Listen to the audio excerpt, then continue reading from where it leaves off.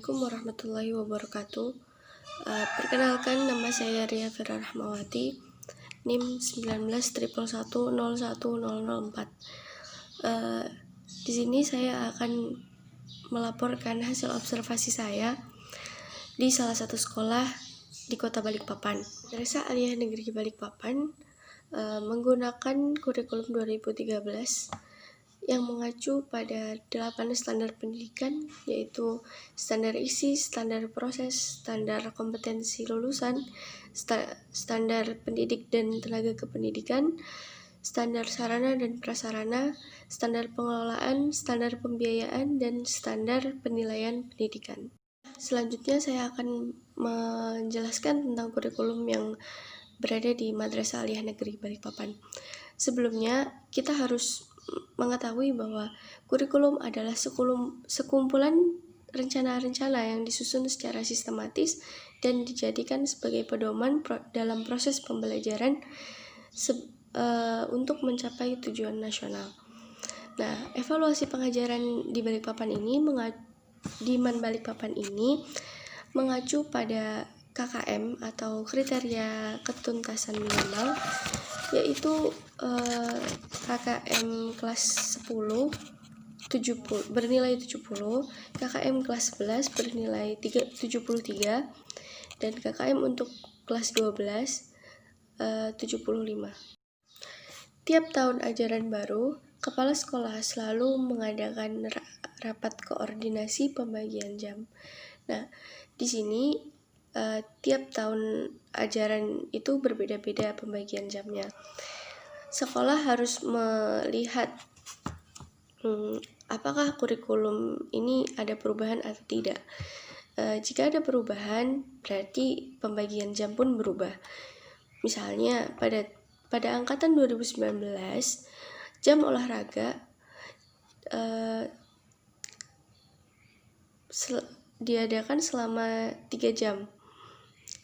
Sedangkan di angkatan 2020, jam olahraga berkurang menjadi 2 jam saja. Selain rapat koordinasi pembagian jam, sekolah juga selalu berupaya di setiap tahun ajaran barunya untuk meningkatkan proses pembelajaran dengan berbagai cara. Seperti yang telah diungkapkan oleh Kepala Sekolah Man Balikpapan, yaitu salah satunya mengubah metodologi pembelajaran guru di kelas. Yang tadinya metode ceramah diganti menjadi metode diskusi. Lalu selain itu mengkoordinir guru-guru untuk mengikuti seminar atau workshop. Model-model pembelajaran yang diterapkan di sekolah tergantung pada guru masing-masing mata pelajaran. Nah, ada beberapa metode yang bisa digunakan, seperti learning by doing, one by one, dan edutaining. Learning by doing ini maksudnya belajar sambil melakukan. Jadi seperti pelajaran olahraga, yang mana di pelajaran olahraga ini bukan hanya sekedar teori, namun juga memerlukan praktek yang harus dilakukan. Kemudian ada edutaining, yang mana guru menggunakan metode ini tujuannya agar para siswa lebih nyaman di pelajarannya, sehingga dapat mengefektifkan proses pembelajaran. Lalu ada one by one, yang mana one by one ini bisa digunakan ketika seorang guru ingin meningkatkan kualitas public speaking para siswa dengan cara tampil satu persatu di depan kelas. Kemudian kepala sekolah mengungkapkan tentang silabus yang diberikan oleh pemerintah, yang mana menurut beliau silabus yang diberikan oleh pemerintah ini memiliki kelebihan dan kekurangan.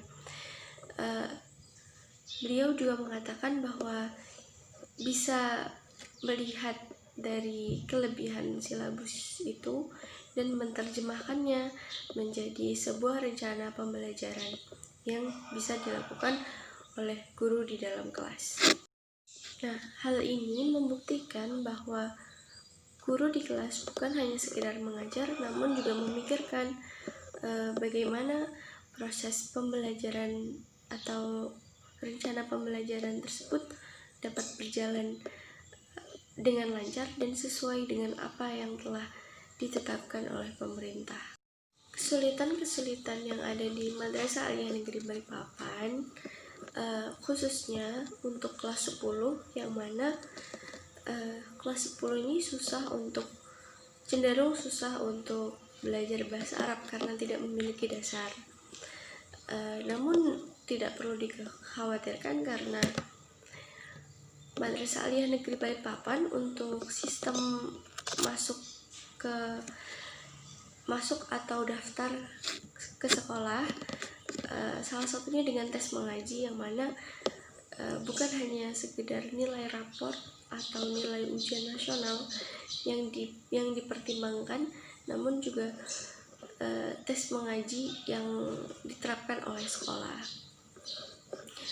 Namun dengan kesulitan yang khususnya yang dirasakan oleh kelas 10 ini juga insya Allah bisa diatasi oleh sekolah karena guru memberikan bimbingan khusus terhadap siswa-siswa yang berasal dari SMP karena tidak memiliki dasar tersebut. Juga memberikan sebuah motivasi bagaimana cara menghafal agar tidak sulit.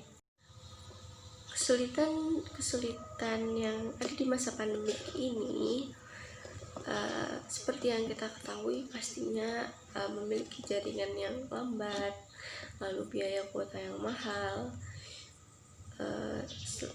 Namun sekolah juga memberikan bantuan berupa kuota. Bantuan ini diberikan oleh sekolah untuk para siswa